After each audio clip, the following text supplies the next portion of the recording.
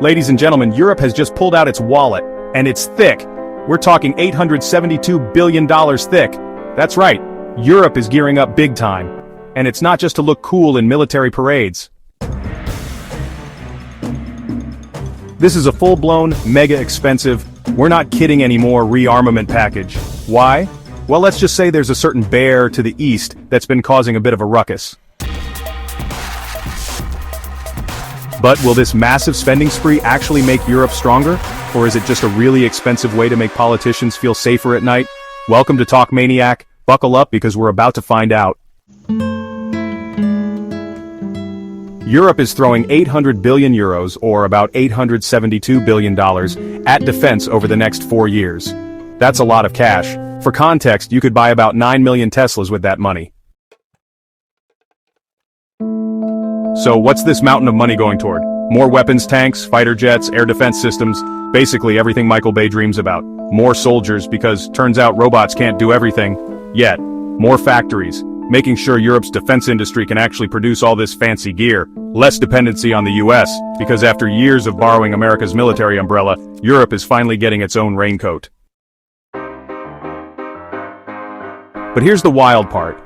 This money isn't just coming from individual countries. The European Commission is considering joint borrowing, meaning Europe might take out a massive loan together like roommates signing up for a Netflix account. Except it's for war machines instead of TV shows. There are two big reasons why Europe is suddenly throwing money at its defense like a gamer buying skins in Fortnite. Reason number one, Russia. Ever since Russia invaded Ukraine, Europe realized, oh crap, we might actually need a real military. NATO has been beefing up, but relying on the US forever isn't a great long-term strategy. Reason number two, the US might be out. America has been hinting, well, more like yelling, that Europe needs to step up. With US elections coming up and some candidates questioning NATO support, Europe is like, okay, we'll pay for our own security. And here's where it gets spicy. Donald Trump has literally said he might not defend NATO countries if they don't pay enough.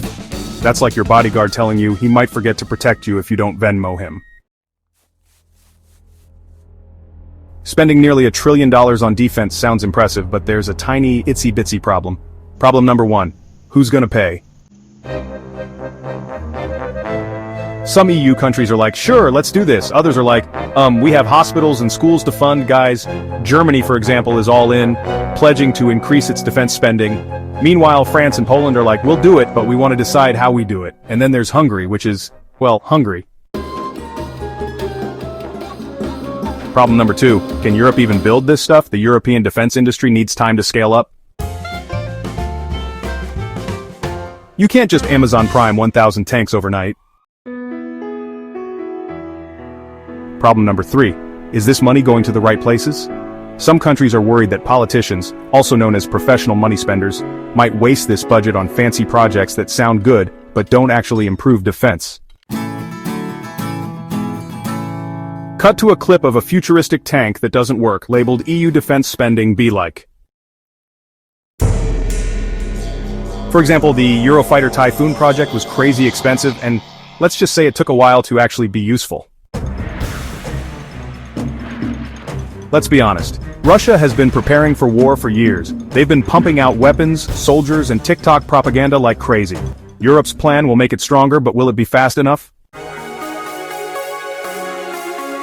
What works in Europe's favor? More money equals more weapons equals more boom. NATO is still backing them for now. Russia is already stretched thin in Ukraine. What could go wrong? Some European countries won't spend fast enough. Russia could escalate before Europe is ready. The US might pull back support, making things even harder. So, will Europe's $872 billion defense upgrade turn it into a military superpower? It depends. If they spend wisely and unite, Europe could become a major force. If they argue and delay, this might just be a very expensive way to look busy. One thing's for sure, the next few years will be a wild ride. Will Europe step up, or step aside? Only time will tell. If you liked this video, smash that like button and let us know. Do you think Europe's defense plan will work? Or is it too little, too late? Drop your thoughts in the comments. And don't forget to subscribe to Talk Maniac for more insane, high-energy breakdowns of the world's biggest stories. Subscribe or get bombarded with bad memes.